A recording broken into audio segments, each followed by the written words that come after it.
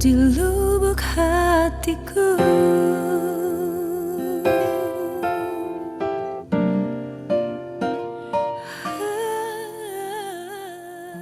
Shalom jemaat Tuhan dimanapun Anda berada, senang sekali bisa menyapa Anda lewat ibadah online hari ini.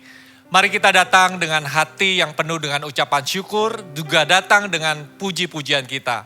Karena dengan hati yang mengucap syukur artinya kita percaya kepada kebesaran Tuhan. Kita percaya akan kebaikan Tuhan. Dan saya percaya Allah kita yang besar, Allah kita yang baik akan melakukan perkara yang dahsyat di dalam kehidupan kita semua. Sebelum kita menikmati ibadah online hari ini, ada beberapa pengumuman buat Bapak Ibu sekalian yang ada di rumah. Yang pertama adalah kami ingin terus melayani Anda. Gereja Mawar Sharon rindu untuk bisa melayani Anda di masa-masa pandemik seperti ini. Jika Anda hari ini menyaksikan firman Tuhan dan ingin memberikan diri Anda menerima Tuhan Yesus sebagai Tuhan dan Juru Selamat, ingin dibaptis, saya percaya Anda bisa tetap menghubungi kami. Jika Anda juga ada permohonan doa yang ingin disampaikan, Anda bisa menghubungi juga tim kami.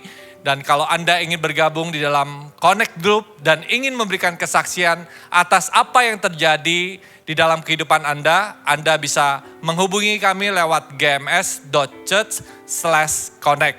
Dengan sebaik-baiknya, dengan setulus hati, dengan maksimal kami akan terus melayani Anda di masa-masa sulit seperti ini. Hari ini juga kita akan memberikan persembahan.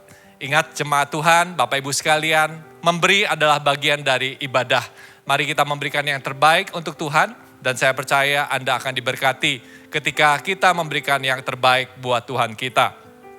Minggu ini juga adalah Minggu Perjamuan Kudus. Jadi sebelum Anda menyaksikan tayangan ini, siapkan anggur, roti terlebih dahulu. Anda bisa pakai roti atau crackers, Anda bisa gunakan teh atau sirup, supaya nanti ketika perjamuan kudus dilaksanakan, kita bisa melakukannya bersama-sama. Jika Anda diberkati dengan semua tayangan yang ada di channel ini, Anda bisa like, share, dan subscribe, supaya pelayanan ini terus bisa jadi berkat buat hidup Anda, buat keluarga Anda, dan buat orang-orang lain yang ada di sekitar Anda. Mari kita siapkan hati dengan doa, kita buka ibadah hari ini. Bapa, di dalam nama Tuhan Yesus, Engkau Allah yang baik, Engkau Allah yang dahsyat, Engkau Allah yang luar biasa. Hamba-Mu berdoa, berkati setiap pemirsa yang menyaksikan tayangan ini. Berkati kehidupan mereka, berkati segala pergumulan yang mereka hadapi. Kami percaya Tuhan, Kau memberikan terobosan dan mujizat yang mereka perlukan. Hari ini Roh Kudus berbicaralah dan menjamah dimanapun mereka berada. Kami siap untuk bisa masuk ke dalam hadirat Tuhan dan menikmati kebaikan-Mu. Di dalam nama Tuhan Yesus kami berdoa dan mengucap syukur. Amin. Selamat menyaksikan, Tuhan Yesus memberkati.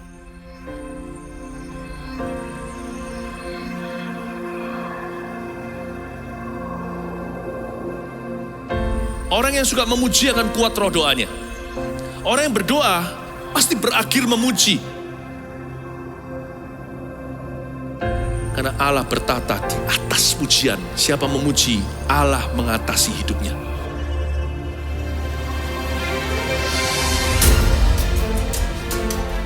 The Year of Praise, tahun pujian menjadi sebuah petualangan yang tiada dua. Menjadi sebuah pelajaran hidup yang langsung dari Kristus. Menjadi sebuah pengalaman yang indah. Waktu kita memuji Tuhan, seluruh kerajaan itu berdiri di sampingmu. Waktu kita memuji, seluruh kerajaan Allah dan kereta-keretanya yang tidak kelihatan berkuda dan berapi-api itu berada di kanan kiri. Semakin fisik kita lemah, roh kita semakin memuji Tuhan. Semakin jasmani kita terbatas, semakin rohani kita tidak boleh dibatasi.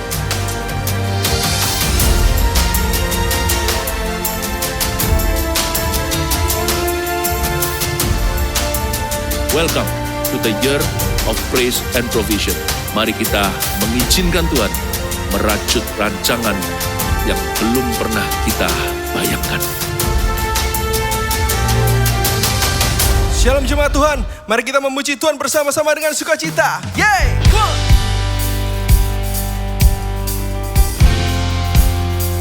Mari bertepuk tangan.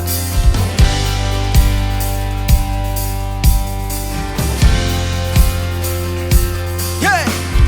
Oh.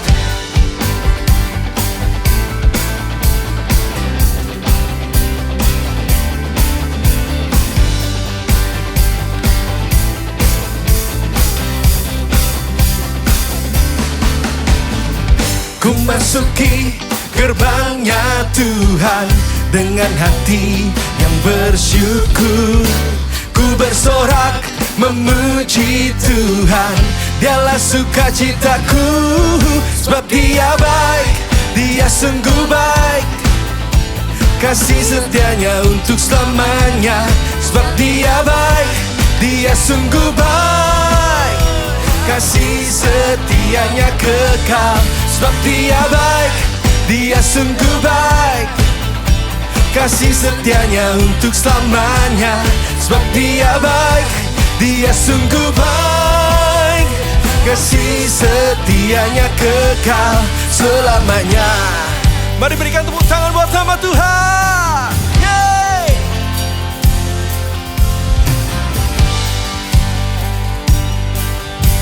Haleluya. Ku nyanyikan pujian bagi Dia dengan hati yang bersyukur. Ku rasakan kebaikannya di sepanjang hidupku. Sebab Dia baik, Dia sungguh baik, kasih setianya untuk selamanya. Sebab Dia baik, Dia sungguh baik, kasih setianya kekal. Sebab Dia baik, Dia sungguh baik, kasih setianya untuk selamanya. Sebab Dia baik, Dia sungguh baik, kasih setianya kekal. Kasih-Nya tak pernah berubah, dulu, sekarang, dan selamanya.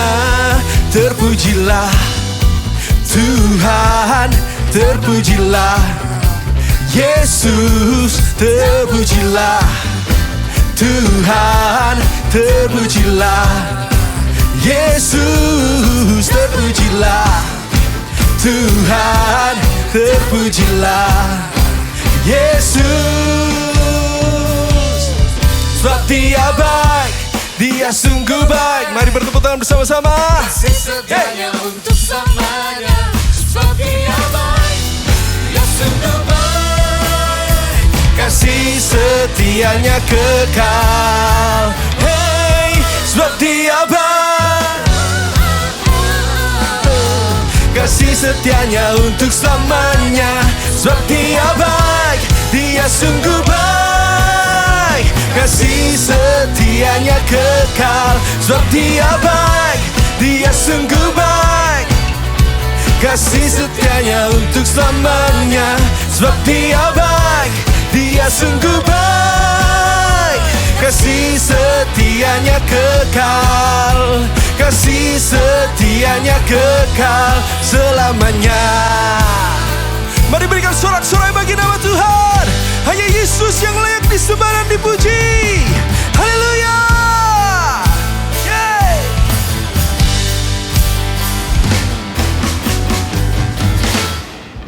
Haleluya. Terima kasih ya Tuhan, kasih setiamu tidak pernah berkesudahan. Kau begitu baik dalam hidup kami. Kami menyembah-Mu. Kami mau naikkan syukur kami kepada-Mu ya Tuhan. Di setiap musim hidup kami tahu Kau selalu beserta kami. Makasih ya Tuhan. Ku dengar tentang-Mu, Immanuel. Ku dengar firman-Mu, Immanuel. Kau besertaku, Kau menjagaku, Immanuel. Mari nyanyikan bersama-sama. Dalam kehidupanku, Kau sertaku. Dalam setiap langkahku Kau jagaku, sebab Kau Bapakku dan Rajaku. Engkau besertaku.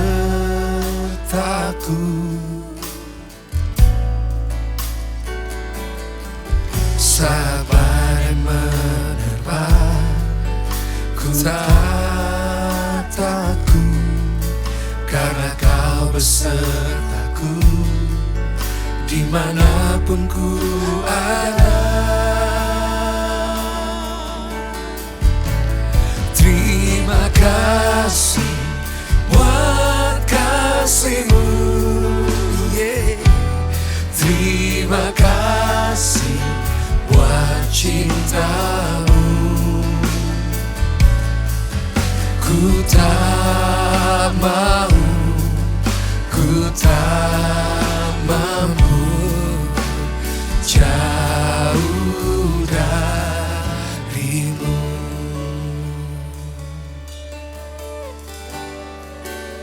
Ku dengar tentang-Mu, Immanuel. Ku dengar firman-Mu, Immanuel. Kau besertaku, Kau menjagaku, Immanuel.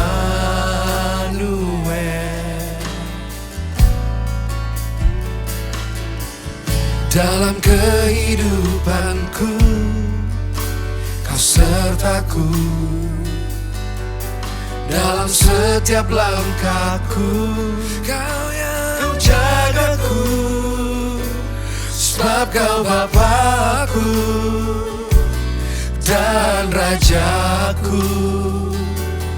Engkau besertaku.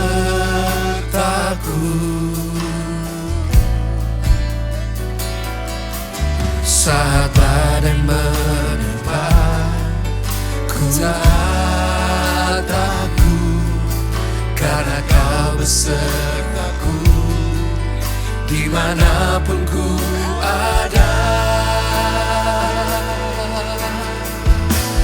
Terima kasih buat kasih-Mu. Terima kasih buat cinta-Mu. Ku tak mau, ku tak mampu jauh dari-Mu. Terima kasih, terima kasih buat kasih-Mu. Terima kasih buat cinta-Mu.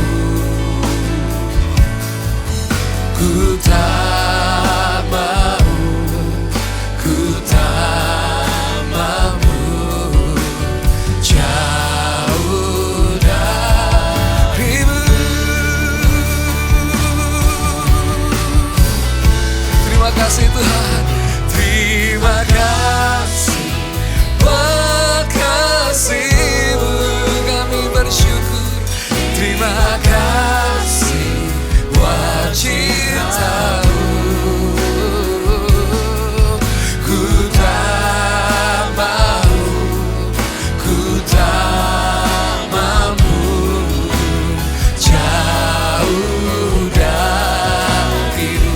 Terima kasih, yeah. Terima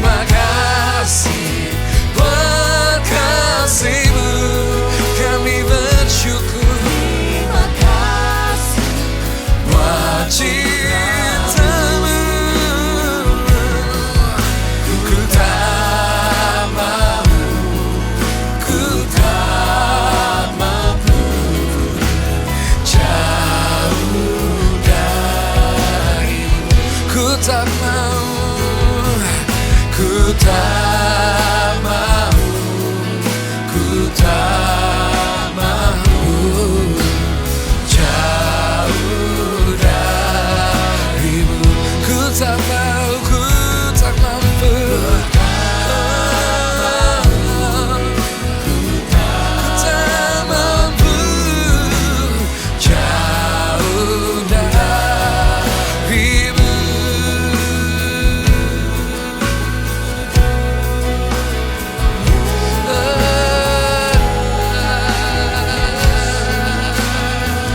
Kami tak mau jauh darimu.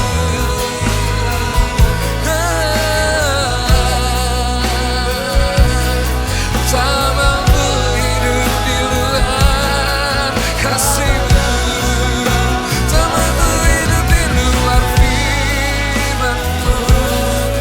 Kami percaya saat badai menerpa, Kau selalu beserta. Kami memuji-Mu, Allah Immanuel. Kami memuji-Mu, Allah yang tak pernah meninggalkan kami.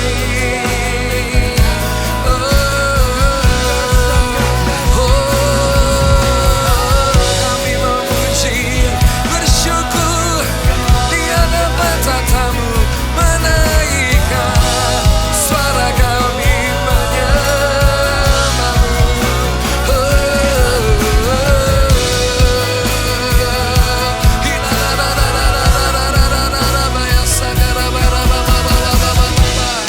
Kami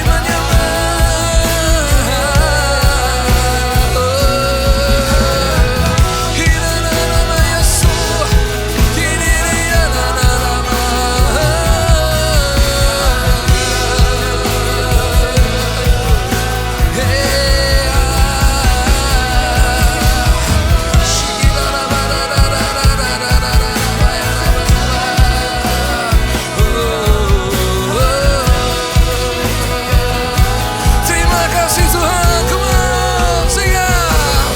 Terima kasih buat kasih-Mu, terima kasih buat cinta-Mu. Ku tak mau, ku tak mampu jauh darimu.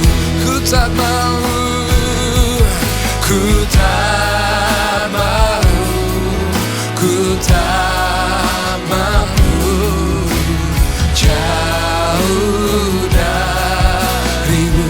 Ku tak mau, ku tak mau, ku tak mampu jauh darimu.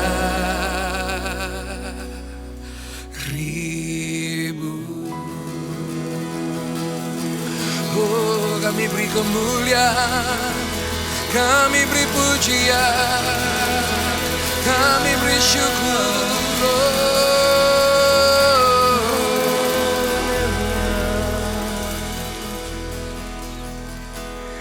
Inilah yang ku renungkan setiap waktu. Nyanyian pujian dan pengagungan kepadamu.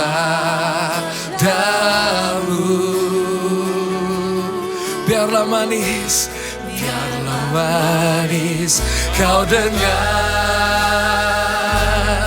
Tuhan.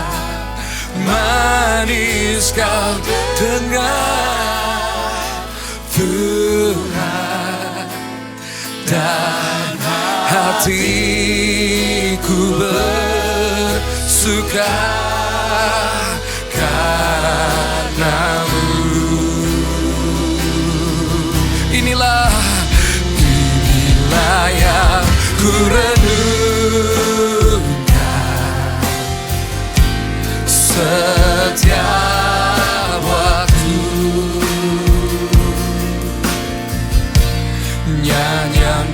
pujian dan pengagungan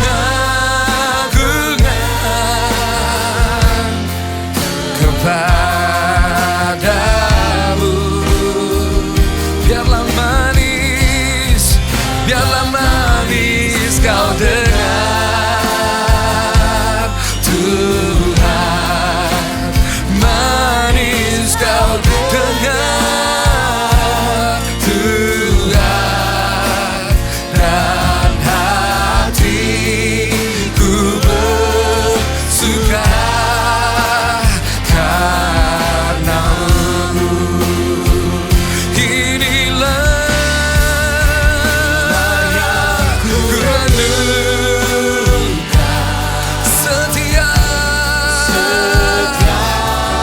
waktu,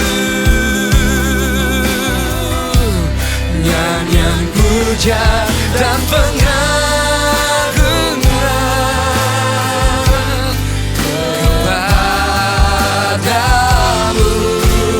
Biarlah manis kau dengar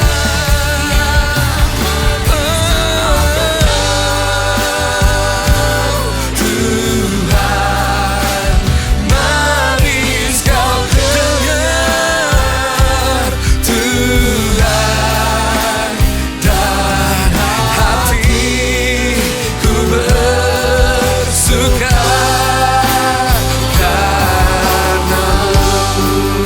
Biarlah manis kau dengar, biarlah manis kau dengar Tuhan, manis kau dengar Tuhan, dan hatiku bersuka karena-Mu, dan hatiku bersuka, dan hatiku bersuka, dan hatiku bersuka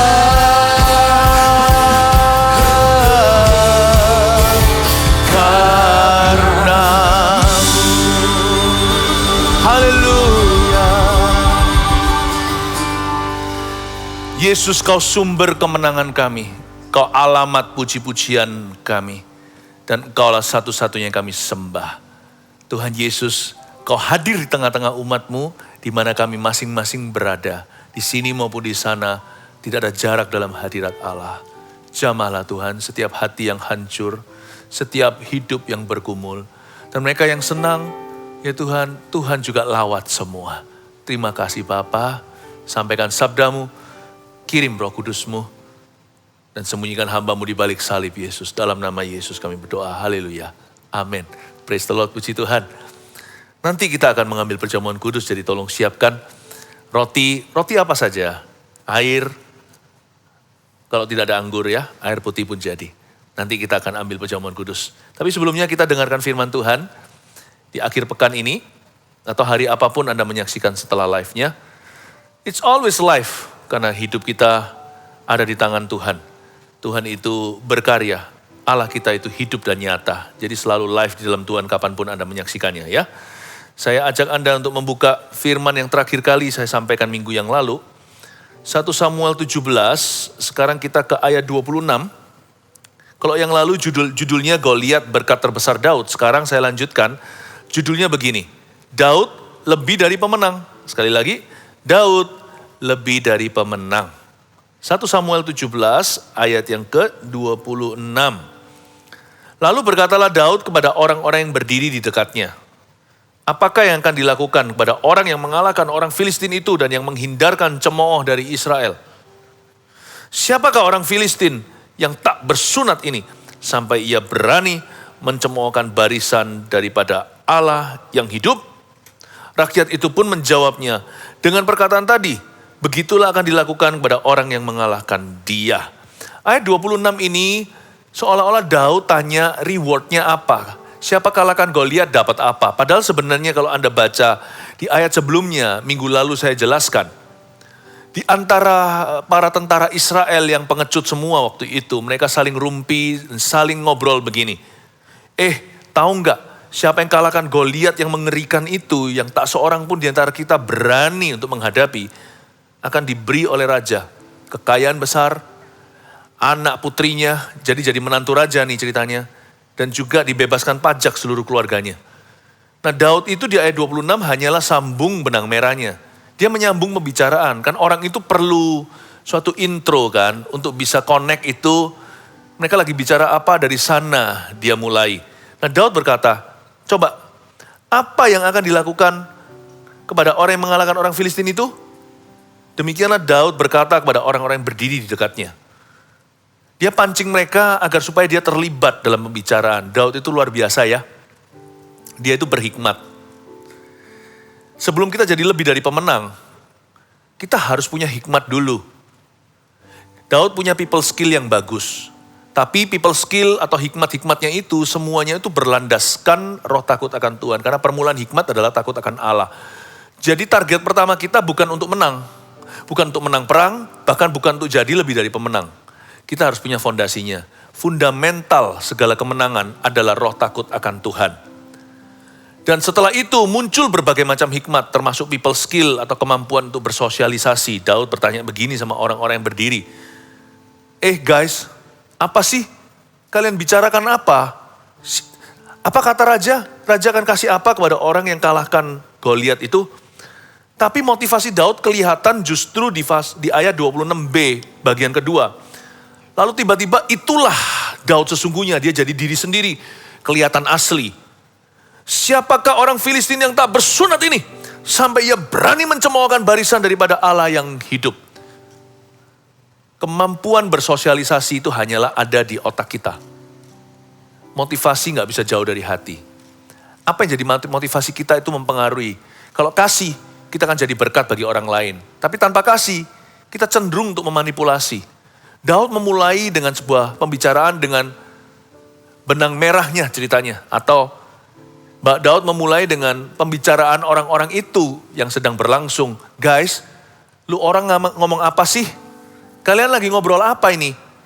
Lalu setelah itu, giliran dia yang akan mengutarakan opini. Daud berkata begini, siapa orang Filistin itu?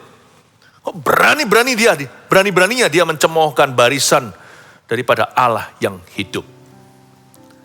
Di hati kita itu harus terbakar dan kebakaran. Cinta akan Tuhan, cinta akan rumah Tuhan menghanguskan. Gak bisa pura-pura, cepat lambat orang kan lihat motif atau motivasi hati. Cepat lambat orang kan lihat aslinya kita. Karena itu isilah hatimu terlebih dahulu dengan Tuhan Yesus. Daud ini gak terima Tuhan itu digituin.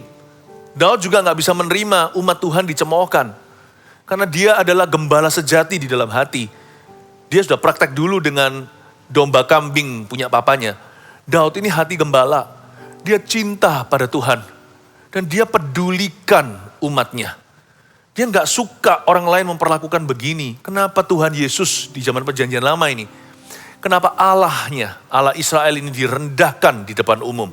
Kok gak ada seseorang pun yang berdiri untuk memberi jawab? Waktu dia lihat kiri kanan sekelilingnya, loh kok gak ada satu pun tentara Israel, bahkan dari rajanya Saul ke bawah, yang menjadi jawaban bagi tantangan yang diberikan.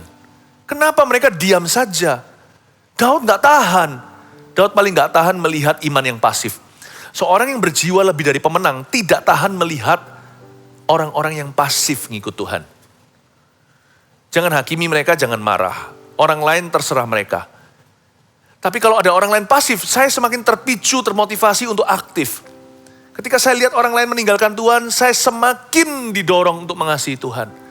Ketika saya lihat hamba Tuhan jatuh, bukan berarti kita sok suci atau sok kuat apalagi.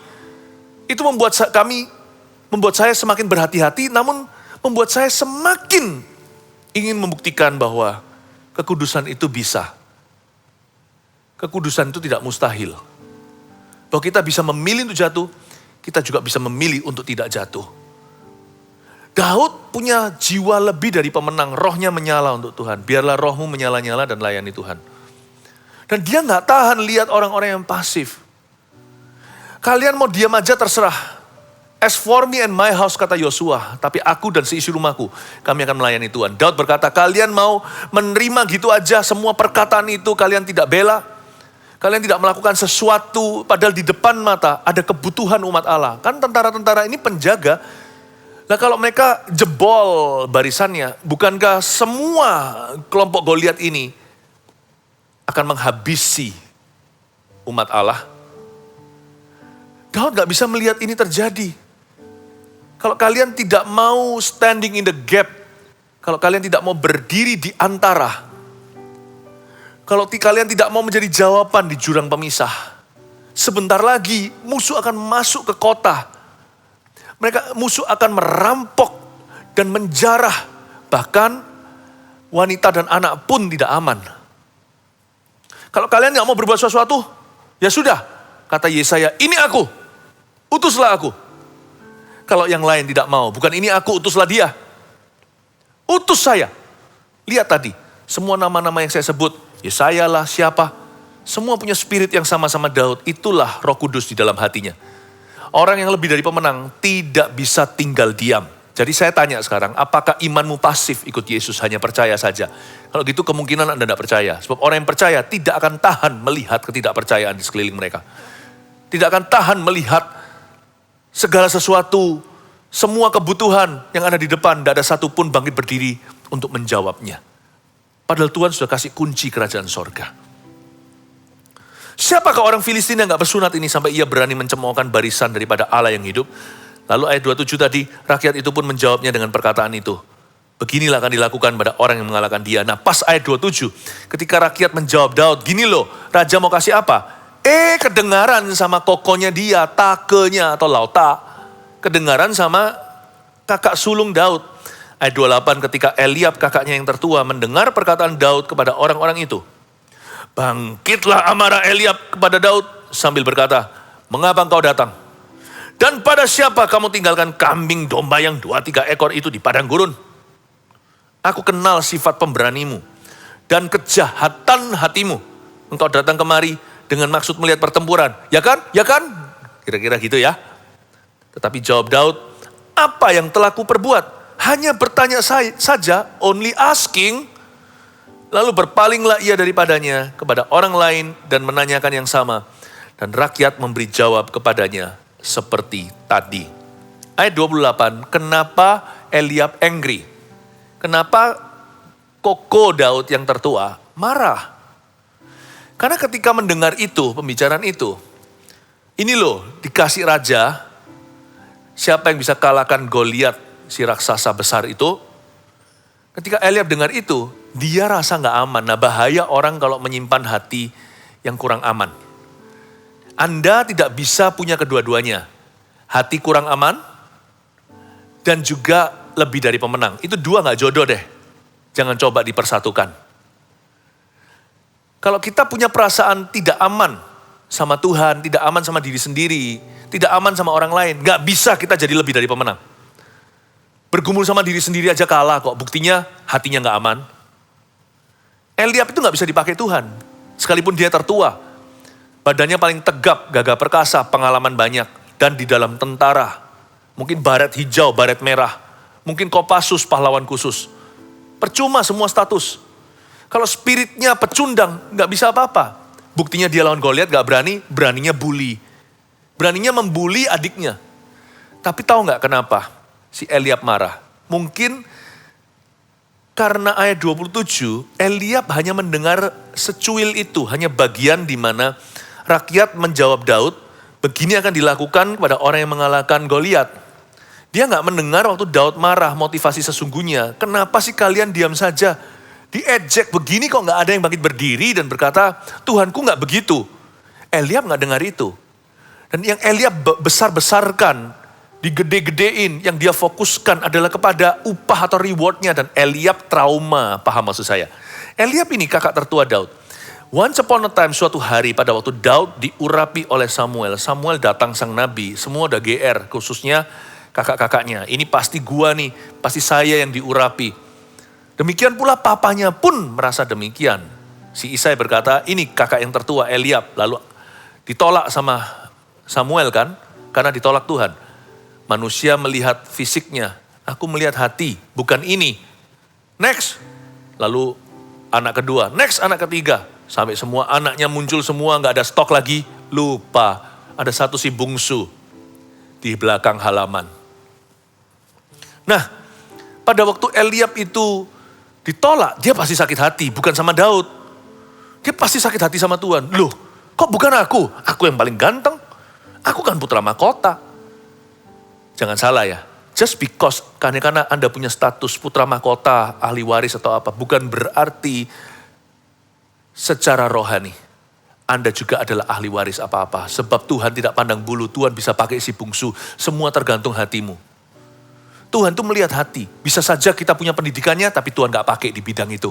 Bisa saja kita yang dalam antrian nomor 1, karena kita yang lahir pertama, tapi ternyata nanti Tuhan urapi adik Anda. Karena adik Anda lebih lembut hatinya. Lebih mudah untuk dibentuk Tuhan.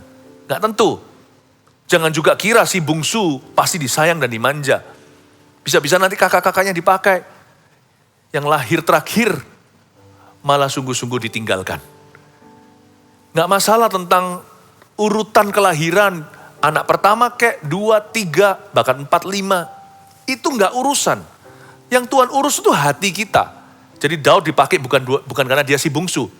Daud dipakai karena dia sungguh-sungguh. Eliab ini sakit hati sama Tuhan awalnya. Lalu habis itu, mereka semua mau duduk makan gak boleh. Karena Samuel berkata, semua berdiri.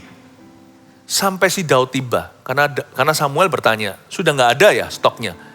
Pasti masih ada. Tuhan berkata, bukan mereka. Padahal Tuhan sudah jelas ngomong begini sama saya sebelum datang ke sini. Kamu harus urapi salah satu anak di keluarga ini. Kok sudah gak ada lagi? Oh, sorry Pak Samuel, masih ada di halaman belakang. Oke, panggil dia. Kita semua berdiri, gak duduk, gak makan sebelum dia tiba. Waktu Daud sampai, terkejutlah Eliab. Ketika Tuhan melalui Samuel berkata, inilah dia orang yang berkenan, Raja Israel berikutnya. Wah, hari itu seperti ditampar. Eliab dilihatin sama adik-adiknya yang lain. Kok bukan lu? Kok bukan kamu? Eliab berkata, diam. Lalu dia lihat Daud dan mulai dendam. Padahal Daud gak salah apa-apa. Makanya gampang provokasi. Gampang dia marah. Itulah sebabnya Eliab sensi. Dia sensitif sekali. Lalu tahu gak, pada waktu semua baris berbaris, inspeksi para tentara, pasukan khusus apalagi, Raja berjalan, Raja Saul berjalan. Di belakangnya, yang ikut jalan adalah Daud pembawa senjatanya. Pembawa senjata Saul. Dan waktu kokonya di situ, dibenarkan sedikit baretnya. Atau mungkin agak sedikit miring pangkatnya. Si Saul benarkan, di sebelahnya itu adiknya Daud, bawa senjatanya. Mereka sempat bertatap mata, si Eliab gak suka hati, tapi gak berani dia lihat mata Daud lama-lama, karena dia harus menghadap ke depan. Menghadap sang raja, panglima bala tentara. Lalu dia berkata dalam hati, awas ya lu, dek, gaya-gaya. Kita semua dijemur, diterik matahari, kamu jalan sama raja, lalu kembali ke singgasana. Wah, marah dia. Masa sekarang aku kalah lagi? Dia datang ke medan pertempuran, langsung rasa gak aman. Jangan-jangan si maling ini akan mencuri berkatku lagi. Apa-apaan nih? Apa kamu mau lawan Goliat? Dia bisa hina, bisa ejek, tapi sebenarnya dia worry, sebenarnya dia khawatir nih. Sebab Eliab tahu adiknya pernah bunuh singa dan beruang. Karena pasti itu jadi family news hari itu. Papanya pasti bilang tadi Daud hajar singa. Eliab langsung berkata, hah? Sehebat-hebat tentara. Mana bisa lawan singanya Yehuda? Itu singa-singa yang zaman ini mungkin sudah punah. Itu singa-singa gede-gede, bukan sekarang di Afrika, itu lebih besar lagi. Daud bunuh. Dia pakai senjata apa? Dia bukan tentara, dia gembala. Kok bisa dia kalahkan beruang? Beruang itu jangan lihat dia gemuk ya. Dia bisa lari dari 0 hampir 100 km, hanya berapa detik saja. Hanya gak bisa lama, karena berat badannya. Kalau dia sekali pukul orang hanya dengan lengannya, Hanya dengan po atau dengan cakarnya, itu orang bisa tertancap di pohon berapa meter di atas. Beruang itu kuat sekali. Kok bisa terbunuh oleh adikku? Sebenarnya dibilang si Eliab ini dia tuh marah, sebenarnya marahnya dia itu karena worry. Karena rasa tidak aman, dia takut nanti Daud sungguhan lawan Goliat, gimana kalau menang. Sebenarnya Eliab tahu adiknya punya peluang. Karena Eliab melihat hari itu, pada waktu dia membunuh singa, serigala, bahkan beruang juga, dia tahu bahwa adiknya bisa. Lalu dia nggak pernah lupa kejadian trauma ketika adiknya menerima minyak urapan Allah dari tangan Samuel lewat tanduk yang dia bawa. Dia tahu ada roh Allah pada adiknya. Sebab setelah diurapi, seluruh keluarganya menjadi saksi. Bagaimana sejak hari itu roh Allah berkuasa atas Daud. Gak aman dia. Semakin hati kita gak aman, semakin kita jadi pecundang. Semakin kita merasa worry kalau orang lain akan rebut berkat kita, semakin gak diberkati.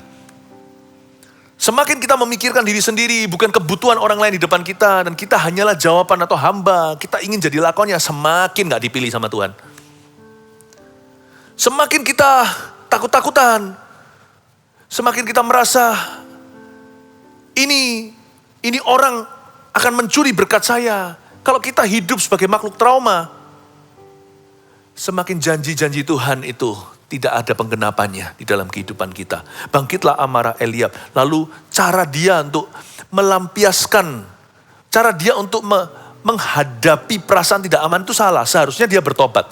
Seharusnya Eliab itu menghadap Tuhan dan serahkan hatinya, minta diperbaiki. Minta Tuhan bentuk sang pejunan itu kalau tanah liat itu rusak di dalam jiwanya. Tapi tidak. Dia keluarnya malah justru dilampiaskan secara sarkastik, sinis, menghakimi. Coba baca lagi. Ketika Eliab kakaknya yang tertua mendengar perkataan Daud kepada orang itu, ayat 28. Bangkitlah amarah Eliab kepada Daud sambil berkata, reaksional orangnya. Tidak meresponi Tuhan, tapi bereaksi kepada manusia. Ngamuk dia alias emosi. Lalu lihat, dia ngomong apa? Mengapa engkau datang? Tidak welcome. Sangat tidak friendly. Karena dia merasa terancam. Padahal siapa yang ancam dia? Bahayanya orang yang tidak aman itu begini. Teman dikira lawan. Nanti lawan dikira kawan. Kenapa dia bela Goliat? Tambah Daud kan beruntung kan? Bukankah mereka lagi perang? Bukan mereka satu pihak, satu sisi. Seharusnya ketambahan satu kan menguntungkan. Dalam kondisi perang seperti itu mereka terjepit. Satu orang itu berarti loh. Apalagi kalau satu orang itu pernah bunuh singa. Harusnya dia berkata, yes ada adikku. Maka kekuatan kita tambah besar. Maka kita jauh lebih aman. Enggak. Dia begini marah-marah sama Daud kan perang saudara. Kok mereka gak bisa lihat common enemy atau mereka gak bisa lihat musuh yang sama? Harusnya dia berterima kasih dan bersyukur pada Tuhan. Tuhan kirimkan satu orang, apalagi dia seorang prajurit yang gagah perkasa, Daud ini. Bingung dia. Dengan marahi Daud sebenarnya kan dia bela Goliat. Orang yang tidak aman itu gitu. Lawan jadi kawan. Kawan jadi musuh. Dia nggak welcoming, tidak friendly, tidak bersahabat. Mengapa engkau datang? Dan pada siapakah kau tinggalkan kambing domba yang 2-3 ekor itu di padang gurun? Menghina dia. Aduh, bagi Daud sih hinaanmu adalah peluru keberhasilanku. Tapi kenapa dia menghina? Banyak orang itu suka menghina orang lain. Karena rohnya itu pecundang. Dia bukan lebih dari pemenang. Pemenang pun bukan. Mengapa kita suka menghina? Coba pikirkan. Karena dengan menghina dan membunuh karakter orang lain, seolah-olah kita bisa bercahaya. Salah. Justru kalau kita menghina dan membunuh karakter orang lain, itu menunjukkan karakter kita sesungguhnya. Tabur tua itu ada. Mungkin ada orang di kanan kirimu ikut tertawa, karena mereka sama-sama pecundang. Tetapi setelah itu mereka pun memusuhimu setelah tidak ada common enemy atau musuh yang sama. Biasanya orang gitu juga tidak bisa bersahabat, tidak bisa rukun bersama. Mereka hanya bersatu karena satu musuh. Mereka gak suka sama-sama orang yang mereka gak suka. Orang yang mereka gak suka itu sama. Jadi sama-sama iri nih ceritanya. Kain gak suka sama Kain. Kain hanya bisa bersahabat dengan Kain gara-gara mereka memusuhi Habil. karena mereka iri. Tapi setelah Habil mati, Kain akan musuhan dengan Kain. Dia menghina. Lihat, orang yang suka menghina dan merendahkan tuh, dikiranya dengan demikian Tuhan akan tinggikan. Enggak, jangan salah, bertobatlah. Justru kalau kita belajar memberi komplimen kepada orang yang layak menerimanya, itu menunjukkan kebesaran hati kita. Si Eliab ini gak besar hati sama sekali.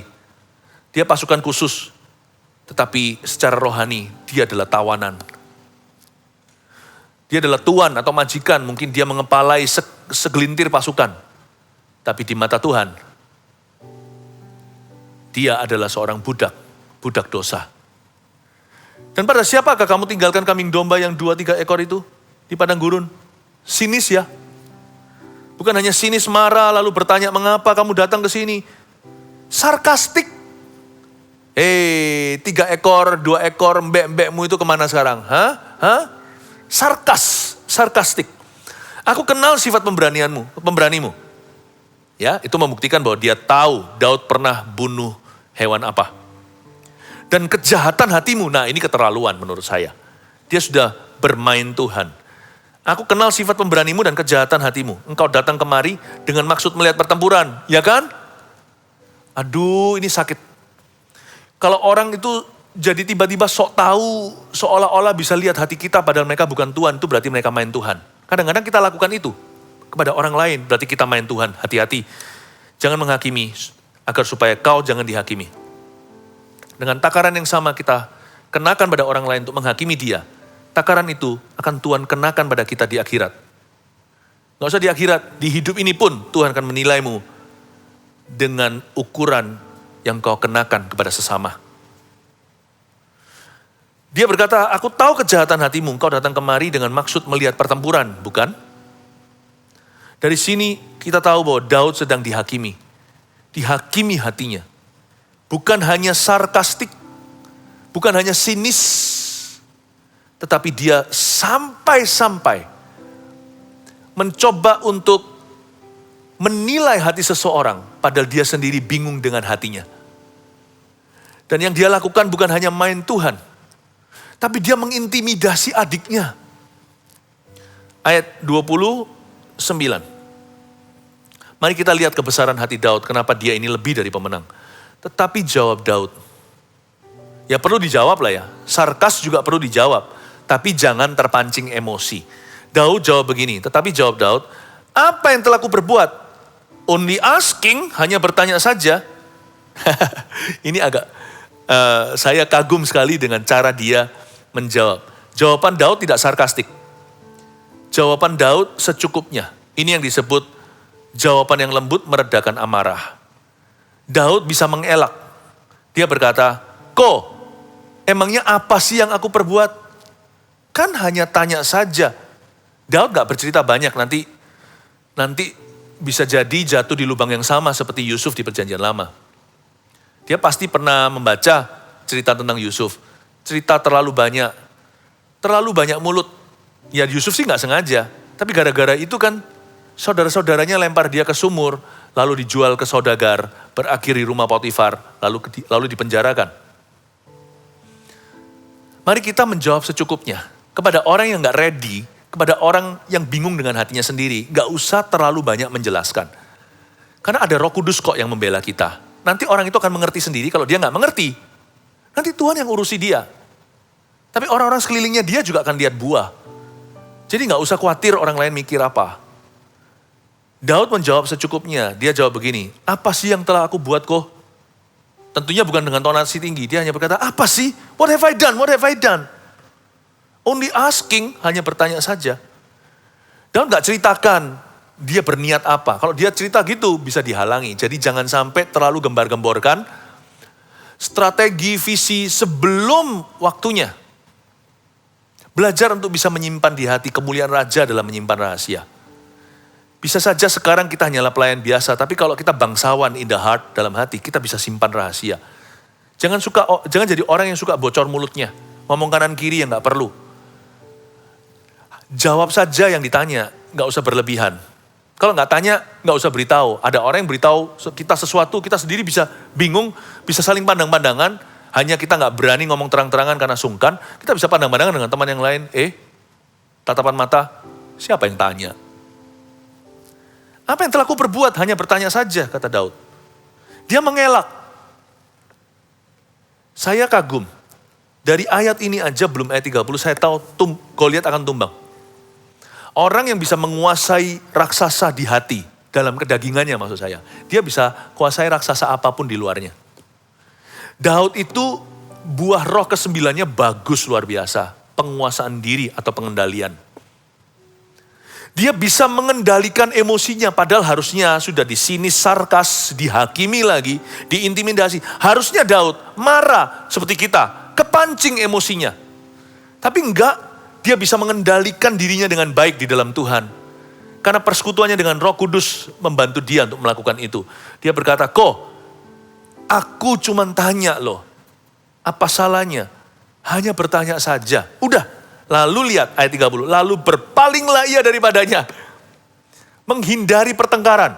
Lalu berpalinglah ia daripadanya kepada orang lain dan menanyakan yang sama. Dan rakyat memberi jawab kepadanya seperti tadi. Ayat 30, Daud berpaling.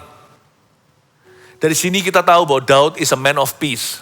Dia bukan a man of war. Jadi dia pergi berperang lawan Goliat dan orang Filistin.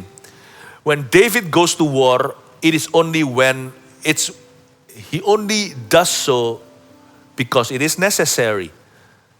Kalau Daud pergi ke medan pertempuran dan berperang, kalau Daud lakukan itu hanya karena memang itu adalah tugasnya. Daud lakukan itu karena memang perlu atau seperlunya. Karena nyawa orang lain adalah pertaruhannya, apalagi umat Allah. Daud bukan orang yang suka berperang. Malah justru orang yang suka berperang, Tuhan gak akan kasih kepandaian berperang. Anehnya, orang yang suka ngomong, Tuhan gak pilih jadi pengkhotbah. Kadang-kadang orang yang malu-malu, takut-takut, minder-minder, yang gak kepingin spotlight atau dapat lampu sorot, itu yang Tuhan urapi, pakai, dan tambahkan. Gak tentu ya, jangan pernah kita samakan, orang itu pandai berbicara, pasti dia itu nanti jadi pengkhotbah. Gak tentu. Tuhan itu justru memilih orang-orang yang lemah untuk memalukan, untuk mempermalukan orang-orang yang merasa kuat dan bisa. Lalu berpalinglah ia daripadanya. Daud itu seorang manusia damai. Dia bukan manusia perang. Dia berpaling dari kokonya, gak mau berantem sama kakaknya. Ya sudahlah, saya kagum dengan pengendalian dirinya. Buah roh nomor 9 itu nyata pada dirinya. Orang Daud ini tidak suka berantem sama siapa-siapa. Makanya saya tahu Goliat pasti tumbang, Goliat pasti kalah. Raksasa itu pasti roboh di tangannya. Karena Daud bisa kuasai dirinya. Barang siapa bisa menguasai dirinya di dalam Tuhan, bersama Tuhannya dia bisa kuasai apapun di luar sana. Barang siapa bisa mengendalikan hatinya, menjaganya dalam segala waspada dengan Tuhannya, bersama dengan Tuhannya, dia bisa jaga apapun dan dia bisa kalahkan apapun di dalam hidupnya. Saya yakin penyertaan Tuhan bukan karena dia itu berotot, karena Daud itu tinggi besar, karena dia itu jago berkelahi. Ayat 30 sudah langsung pasti. Waktu saya baca ini gak usah baca lebih lanjut apa yang terjadi nanti. Saya langsung tahu bahwa orang ini akan diurapi untuk mengalahkan Goliat. Kalau orang ini sudah menang di dalam hatinya, tidak susah untuk jadi lebih dari pemenang. Kalau dia sudah menang di dalam, di luar itu gampang selebihnya. Itu Tuhan. Makanya lebih dari pemenang. Lebih itu di luar, lebih dari pemenang. Kalau kita sudah menang di sini, kita pasti menang di sana. Menang tambah menang, menang kali menang, double porsi menang. Itulah lebih dari pemenang. Lebih dari pemenang, itu urusan Tuhan, itu urapan. Menang ini, ketaatan sama Roh Kudus, urusan kita dengan Roh Tuhan. Luar itu murni kasih karunia. Kalau Anda baca nanti, Daud sama Goliat, bahkan belum berkelahi kok mereka. Satu swing saja, lalu orang itu tumbang. Daud tinggal potong kepalanya. Dengan kata lain, Daud sama sekali belum turun tangan. Lebih dari pemenang itu, kasih karunia murni itu Tuhan. Nah, pemenang. Untuk menang di dalam hati kita itu butuh koordinasi, kerjasama, kolaborasi antara Roh Tuhan dengan kita. Di situ bagiannya Anda dan saya. Namanya partnership atau kemitraan dengan Roh Kudus. Namanya persekutuan dengan Roh Allah. Di situ gak bisa Tuhan sendiri. Tuhan gak mau. Karena kita bukan robot, you see. Di sini Tuhan butuh kita. Dan kita terlebih lagi butuh Tuhan. Roh Kudus dan saya. Kita menang di sini. Daud berpaling dari kakaknya. Tidak terpancing emosinya. Dia tidak membalas gigi dengan gigi. Mata dengan mata. Semprotan dengan semprotan. Dia tidak balas sarkas dengan sarkas, sinis dengan sinis. Karena Daud rasa aman dalam Tuhan. Dia tahu panggilan. Di dalam hatinya ini selesai dia sudah dengan Roh Kudus. Dia menang terhadap dirinya. Dia menang atas dirinya. Dia menang atas kedagingannya. Kalau dia sudah menang di dalam sini, tinggal berjalan aja. Nggak usah pakai semua ketopongnya raja. Nggak usah pakai pedang peralatan. Pakai jubah zirah, jubah peperangan. Nggak perlu. Dia jalan kosongan aja sama Tuhan. Dia jalan mentahan aja. Primitif saja sama Roh Kudus. Itu Goliat so pasti mati. Orang yang bisa menang di sini, lebih dari pemenang itu gampang. Sungguh-sungguh kuasa Tuhan jadi mentah dalam hidupnya. Mentahan, gak perlu dimasak sama sekali. Kalau orang itu sudah menyangkali diri, pikul salib setiap hari. Tinggal Tuhan yang bekerja 100% di luar sana. Daud tinggal nurut saja. Daud tinggal berjalan dan lalui. Daud hanya berpartisipasi, bahkan belum turun tangan sama sekali.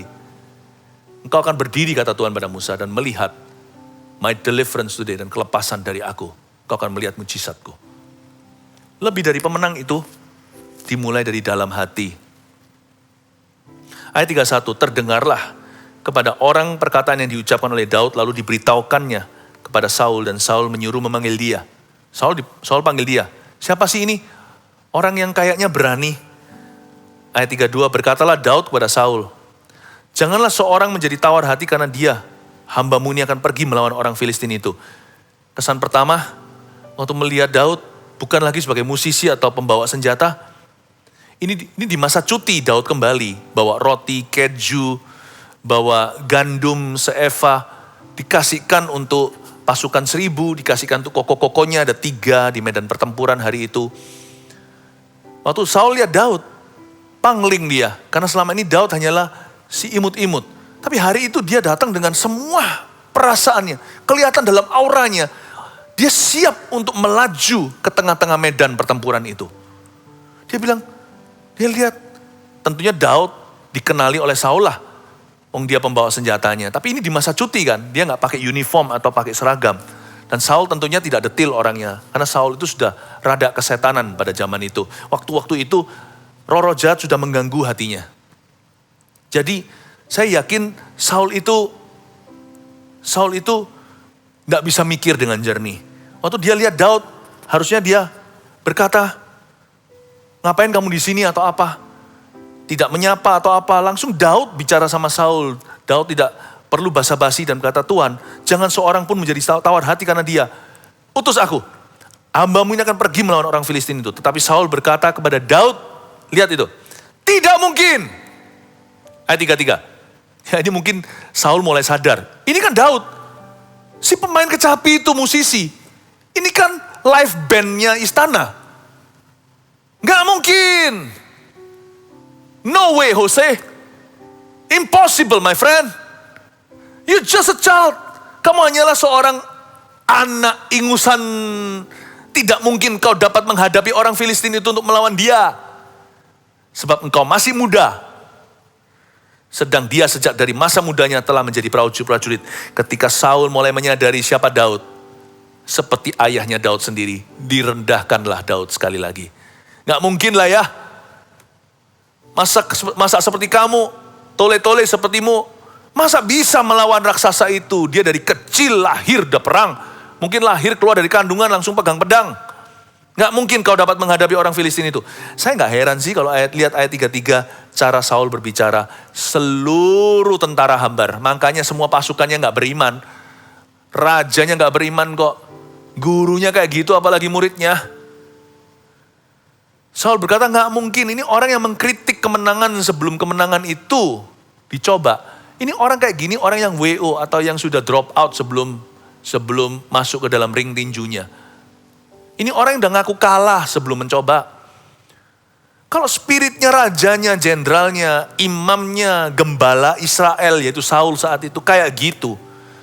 Lah bagaimana dengan anak-anaknya? Bagaimana dengan anak rohaninya, dengan umatnya, dengan tentaranya dan pasukannya? Papanya aja kayak begitu kok, like father, like son. Belum apa-apa Saul lihat Daud, lu, mana mungkin, kamu pembawa senjataku. Dan kamu adalah staf pilihan memang. Kan mana bisa. Dia gak percaya Tuhan.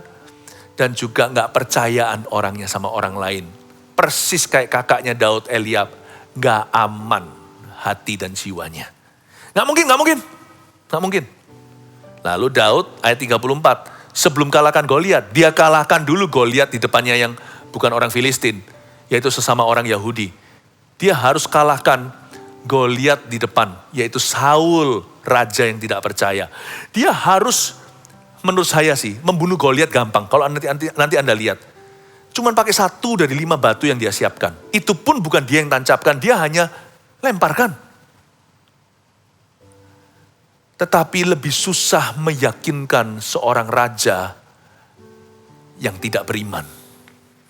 Lebih susah untuk meyakinkan seorang gembala yang sudah kehilangan visinya. Lebih susah untuk bisa meyakinkan seorang pemimpin yang sudah gak mimpin lagi dengan urapan. Kepemimpinannya sudah berubah menjadi posisi saja, lalu sayembara menawarkan, siapa berani, gua kasih anak gua. Saya kasih harta, kekayaan kerajaan, gak usah bayar pajak keluarganya. Hanya bisa iming-iming, bukan lagi inspirasi bagi umatnya. Seorang raja yang sudah tidak lagi berperang di depan, tapi di belakang bersembunyi di balik umat yang dipimpinnya sendiri. Supaya kalau ada apa-apa, kalian dulu mati, terakhir baru raja terbunuh. Kalau bisa jangan terjadi. Seorang raja yang sudah tidak bisa mengayomi, gak bisa melindungi. Sudah menjadi bukan lagi protektor, bukan lagi menjadi pelindung umat Allah. Ini seorang yang sudah mati rohani.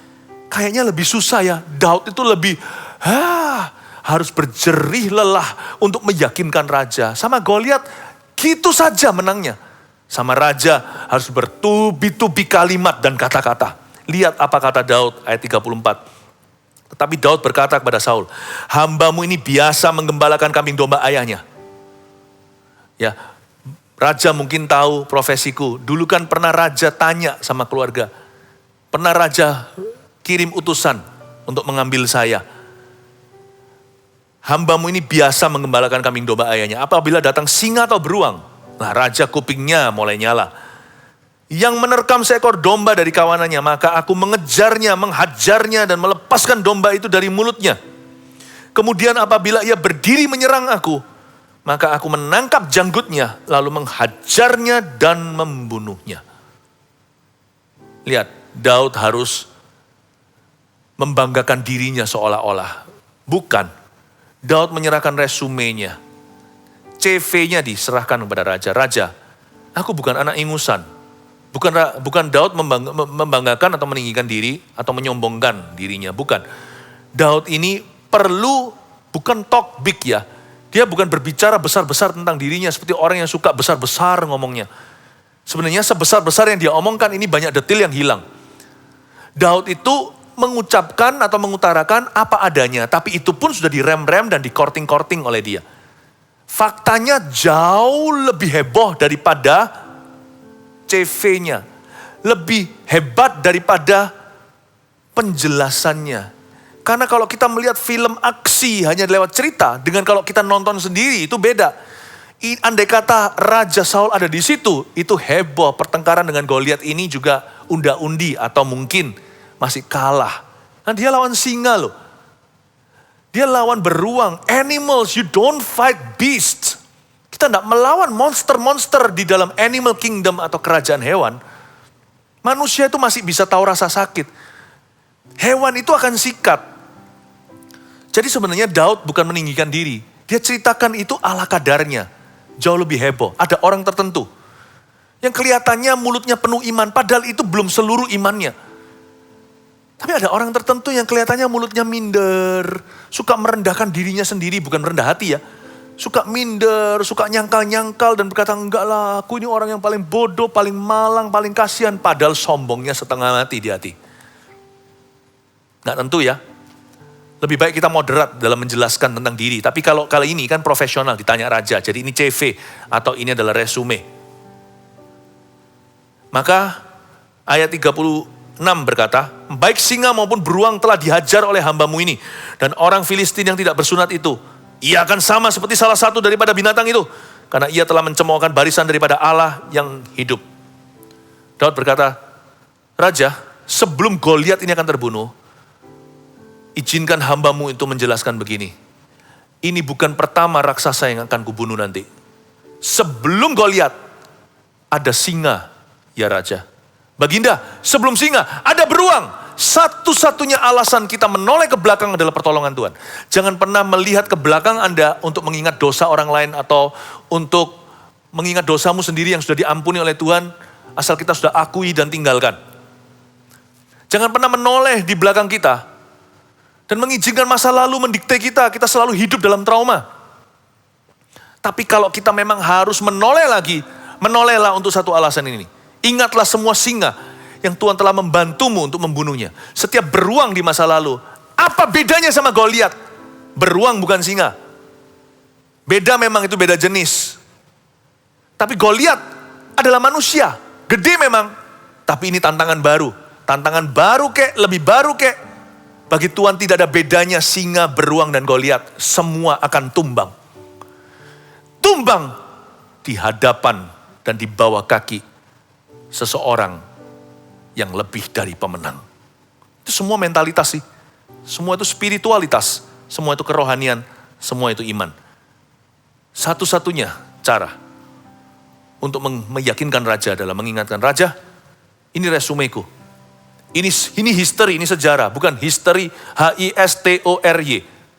Tapi H-I-S pisah, H huruf besar. His story, S-T-O-R-Y. Ini adalah cerita Tuhan dalam hidupku. Daud bukan meninggikan diri, bukan bermegah atas dirinya. Dia berkata, Tuhanku membuatku menghajar semua itu. Sekarang Tuhan yang sama akan menghajar dia. Jangan punya kebiasaan buruk mengingat-ingat masa lalu, kecuali untuk alasan satu. Hanya untuk satu alasan ini. Ayat 37 pula kata Daud, Tuhan yang telah melepaskan aku dari cakar singa dan dari cakar beruang, dia juga akan melepaskan aku dari tangan orang Filistin itu. Kata Saul kepada Daud, pergilah, Tuhan menyertai engkau. Lihat ayat 37 ya. Seorang yang lebih dari pemenang, mulutnya akan dijaga. Mulutnya akan penuh dengan iman. Dia tidak akan mengurangi apa-apa atau menambah-nambahi. Dia tidak akan membumbu-bumbui. Mulutnya dapat dipercaya. Jangan mudah percaya orang yang mulutnya minder. Jangan kira itu rendah hati. Tapi bukan berarti iman itu menyombongkan diri, juga harus hati-hati ya. Pokoknya kalau bicara tentang dirimu dan diriku, moderat saja. Yang saya coba jelaskan pada Anda sekarang adalah, kalau dibanding dengan fakta sesungguhnya, perkataan Daud yang kedengarannya sangat arogan ini, padahal ini moderat. Speak lower of yourself. Berbicara lebih rendah tentang dirimu, berbicara lebih tinggi tentang orang lain. Contoh, kalau ada orang lain berjasa dalam hidup Anda, jasanya kecil saja. Dulu pada waktu masa susah, Anda dipinjami apa? Bukan uang, maksud saya mungkin dipinjami gudangnya ketika Anda tidak bisa taruh barang. Itu besar-besarkan. Sampai seterusnya. Kalau ketemu orang itu terima kasih lagi. Mungkin orang itu bisa merasa gak nyaman. Udahlah gitu-gitu aja, gak usah. Mungkin kalau kata-kata membuat orang tersebut, kepada siapa Anda terima kasih itu merasa kurang nyaman. Jangan lupa loh, ketika Anda diberkati, ketika hidup Anda enak, pastikan selalu ingat dia. Kalau Anda makan, ingat orang itu, kirimkan makanan. Tapi, kalau sebaliknya, Andalah orang itu yang meminjami seseorang di masa susahnya. Jangan ingatkan orang itu. Ini orang loh, dulu waktu susah aku yang tolong dia. Ini loh dia waktu dulu barangnya terlantar di mana-mana, aku yang pinjemin gudang. Dulu waktu mereka nggak punya rumah, aku pinjami rukoku. Mereka bisa tinggal sementara di situ. Oh, jangan. Sekalipun jasa Anda besar, apalagi yang kecil, lupakan. Beri tangan kanan, tangan kiri jangan tahu sama sekali. Sampai orang lain yang berterima kasih sama Anda selalu tolak, nggak usah lah gitu aja. Dalam bahasa Inggrisnya, don't mention it. Gak usah disinggung lagi lah, Bu. Itu gak ada artinya kok. Itu juga waktu itu rukoku memang kosong, memang gak ada penyewa. Jadi gudang-gudang sementara juga gak apa-apa. Daripada nanti sip semua, daripada gak dipakai sama sekali, nanti rusak. Nganggur juga sakit hati saya. Kalau nanti properti saya itu loh gak kepake sama sekali. Itu kan saya juga merasa gimana, rasa gagal. Enggak kok Bu. Dengan demikian, Anda sirami api di dada orang itu, api terima kasih kepada dirimu. Anda sirami dengan air, supaya dia gak usah berapi-api berterima kasih lagi. Kalau perlu dia lupakan. Jadi jangan biasakan kalau Anda berjasa dalam diri orang, orang itu lupa diri, malin kundang. Dulu aku tolong, sekarang dia lupa. Gak usah lah, upahmu datang dari Tuhan. Tapi kalau orang lain punya jasa dalam hidup Anda, jangan lupakan sampai Anda mati. Sekecil apapun itu besar-besarkan. Daud itu mengajarkan kita cerita ini untuk kita moderat sama diri sendiri, selalu bicara lebih rendah tentang diri kita dan selalu berbicara lebih tinggi tentang orang lain. Anggaplah orang lain lebih mulia daripada dirimu. Ayat 38, lalu Saul mengenakan baju perangnya kepada Daud, ditaruhnya ketopong tembaga di kepalanya dan dikenakannya baju sirah kepadanya. 39, ayat terakhir, lalu Daud mengikatkan pedangnya di luar baju perangnya. Dia siap perang nih. Kemudian ia berikhtiar berjalan, sebab belum pernah dicobanya. Maka berkatalah Daud kepada Saul, aku tidak dapat berjalan dengan memakai ini, sebab belum pernah aku mencobanya. Kemudian ia menanggalkannya. Ayat 39 ini istimewa sekali. Daud disuruh pakai semua perlengkapan senjata Saul, pedang, baju perang, perisainya, tombaknya juga kali. Daud pakai semua, Daud berkata, aku gak biasa dengan ini. Kemudian ia menanggalkannya. Again, orang yang lebih dari pemenang itu, pewahyuan terakhir atau hikmat terakhir yang saya berikan lewat sharing hari ini, orangnya simple benar. Selalu jaga simplicity, kesederhanaan. Karena sukses kita itu tidak tergantung perlengkapan. Percaya nggak? Sukses kita sepenuhnya bergantung penyertaan. Kita bisa mentah-mentahan jalan sama Tuhan, Tuhan yang akan membuat matang. Membuat matang segala sesuatu yang kita kerjakan. Udahlah. Jadi orang itu yang sederhana aja. Sesimpel-simpelnya. Pakai aksesoris secukupnya. Kalau bicara tentang diri sendiri juga jangan terlalu banyak dekorasi. Kalau orang lain tolong didekor dengan baik. Karena dengan demikian kita menghargai orang lain di dalam Tuhan. Tapi kalau diri sendiri, sudah simpel aja lah. Simpel aja. Sederhana aja jadi orang. Kesederhanaan ini bukan berarti kita tidak bisa menikmati banyak hal yang Tuhan berikan dalam hidup kita. Contohnya fasilitas. Bukan. Kesederhanaan itu artinya jadi orang itu hatinya simpel saja. Yang penting penyertaan Tuhan. Gak usah ngomel tentang banyak hal. Gak usah kita mempermasalahkan yang gak perlu dipermasalahkan. Bahkan yang perlu dipermasalahkan gak usah dipermasalahkan kalau itu bukan masalah sama sekali. Kecuali kalau hal-hal yang prinsip. Ya harus berdiri seperti Daud membela kebenaran. Tapi kalau hal-hal yang sifatnya gak prinsip-prinsip benar, ya udahlah, ngalah. Jadi orang itu yang simple, yang sederhana, yang easy going, yang gampang sekali untuk berinteraksi dengan sesama. Jadi orang itu gak usah bawa banyak-banyak beban. Sederhana saja. Hidupku ini hanya karena firman-Mu. Keberhasilanku hanya karena penyertaan-Mu. Asal Engkau tidak pergi dari aku. Asal Kau tidak buang aku dari hadirat-Mu. Asal Engkau tidak ambil roh-Mu daripadaku. Aku ini orang yang puas-puas saja. Aku ini orang yang happy. Ya, yang penting saya jadi anak Tuhan yang berkenan. Simple kan? Lebih dari pemenang itu enggak rumit dan komplikasi. Orang yang lurus jalannya, memandang ke atas matanya pada Yesus Tuhan. Dan diam-diam enggak usah gembar-gembor, bekerja di ladangnya, berbuah-buah lebat sampai Tuhan datang. Jadilah lebih dari pemenang. Haleluya. Praise the Lord. Mari kita siapkan hati kita untuk perjamuan kudus sebentar lagi. Kita nyanyikan satu lagu ini lebih dulu. Haleluya. Segala perkaraku kuserahkan padamu. Amin. Allah pembelaku, Allah pembelaku. Segala kuatirku ku taruh di kakimu.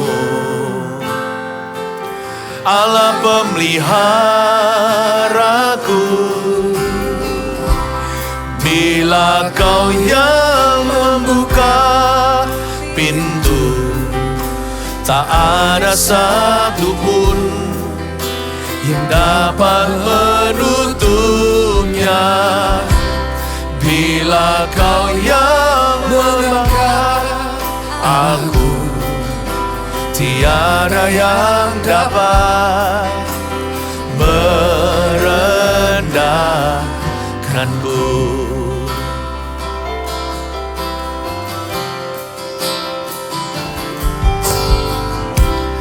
Segala perkaraku ku serahkan padamu.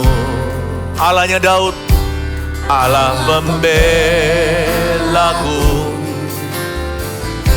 Segala kuatirku ku taruh di kakimu. Allah pemelihara yang lebih dari pemenang, angkat tanganmu. Bila kau yang membuka pintu, tak ada satupun dapat menutupnya.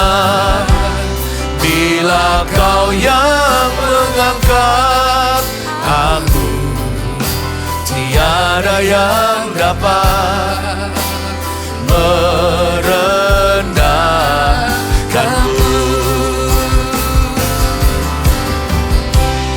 Bila kau yang membuka pintu, tak ada satupun yang dapat menutupnya.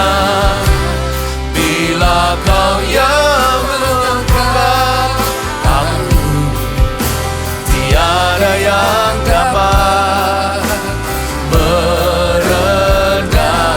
Uramaya ramaya Ramaya Sande, Iara Lamaya Sandararamo, Iara Lamaya Sandararamo, Lamaya Se, Iara Lamaya Se, Iara Lamaya Sandar, Iara Lamaya Sandaramo, Iara Lamaya Sandararamo, Iara Lamaya Se, Iara Lamaya Sandararamo. Iara lamaya sandaramaya se, inara lamaya sandaramo. Oh, iara lamaya sande, irara lamaya sandaramaya se. Haleluya. Ambil perjamuan kudus. Kita sebentar lagi akan angkat roti dan bersekutu dengan Tuhan Yesus. Simpel saja, yang penting penyertaan Allah, bukan? Tidak perlu segala macam perlengkapan, percayalah. Berhasil kita bukan karena gagah perkasa, tapi karena kita bersekutu dengan Tuhan. Dalam persekutuanmu dengan Kristus, jeripayahmu tidak akan sia-sia, kata firman Allah. Itu yang penting. Mari kita bersekutu dengan tubuh dan darahnya. Angkat roti yang ada bersama-sama dengan saya. Haleluya.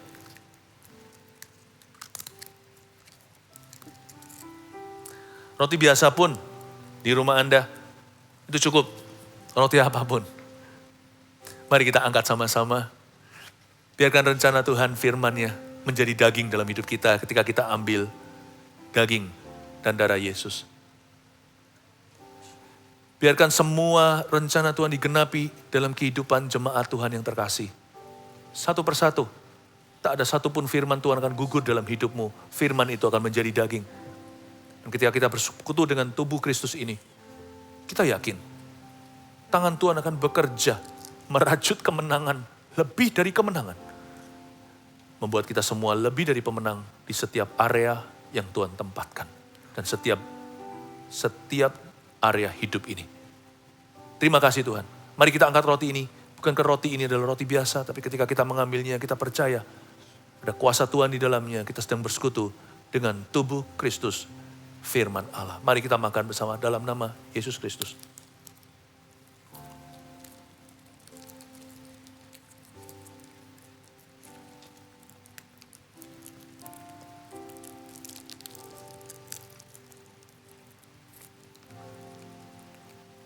Mari kita angkat cawan. Air putih pun jadi. Asal kita beriman pada darah Yesus. Dan waktu kita mengambil ini, ingatlah ada kuasa penebusan, ada pengampunan dosa di area-area kegagalan kita. Di mana kita gagal, minta tolong sama Tuhan. Waktu kita perjamuan kudus ini, mari kita mohonkan kasih karunia. Supaya kita menang di area itu, sehingga kita menjadi lebih dari pemenang. Dan khususnya bagi mereka yang sakit juga, yang menderita secara badani. Hamba-Mu berdoa ya Tuhan sebagai gembala sidang. Atas umat yang Kau percayakan, domba-domba Kristus seperti Daud berhati gembala. Hamba ingin mendoakan umat Allah. Hamba berdoa, bahkan yang sakit. Di dalam nama Yesus Kristus, bilur Yesus menyembuhkan. Dan terlebih dulu darah Yesus mengampuni. Sehingga tidak ada satupun di antara domba-domba-Mu yang sakit-sakitan lagi. I speak healing in Jesus' name. Aku deklarasikan kesembuhan ilahi. Mujizat terjadi. Tidak ada yang mustahil yang sukar bagi Tuhan. Terimalah ketika kita meminum ini. Kuasa kesembuhan dan pengampunan. Mari kita minum bersama cawan biasa ini yang kita percaya. Kuasa Tuhan di dalamnya melambangkan darah Yesus. Mari kita minum di dalam nama Tuhan Yesus. Haleluya. Terima kasih Tuhan. Terima kasih Tuhan. Haleluya. Biar setiap tangan yang turun, lutut yang goyah dikuatkan Tuhan. Sebab bila Tuhan yang meninggikan, siapa yang bisa menurunkan? Angkat tanganmu. Bila Kau yang membuka pintu, tak ada satupun dapat menutupnya. Bila Kau yang mengangkat aku, tiada yang dapat merendahkanku. Haleluya. Bila Kau yang membuka pintu, tak ada satupun dapat menutupnya. Bila Kau yang mengangkat aku, tiada yang dapat merendahkanku. Bila Kau yang membuka pintu, tak ada satupun dapat menutupnya. Bila Kau yang mengangkat aku, tiada yang dapat merendahkanku. Tiada yang dapat, tiada yang dapat merendahkanku.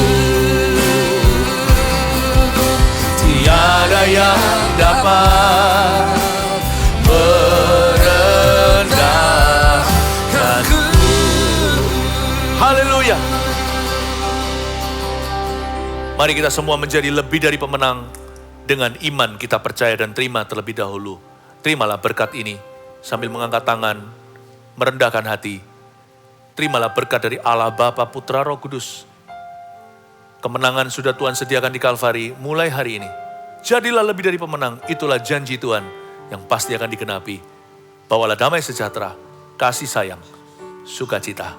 Dari sini langsung ke sana, masuk ke dalam hati. Dalam nama Yesus, amin. Your church loves you. God bless you. Ku angkat tanganku Yesus, memuji perbuatanmu.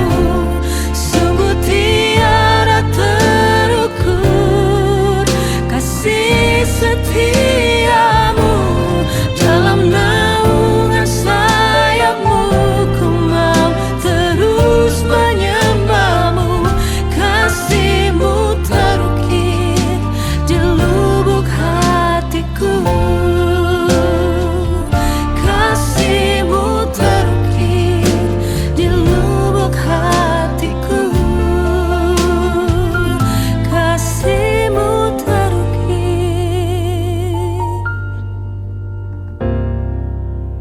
di lubuk hatiku.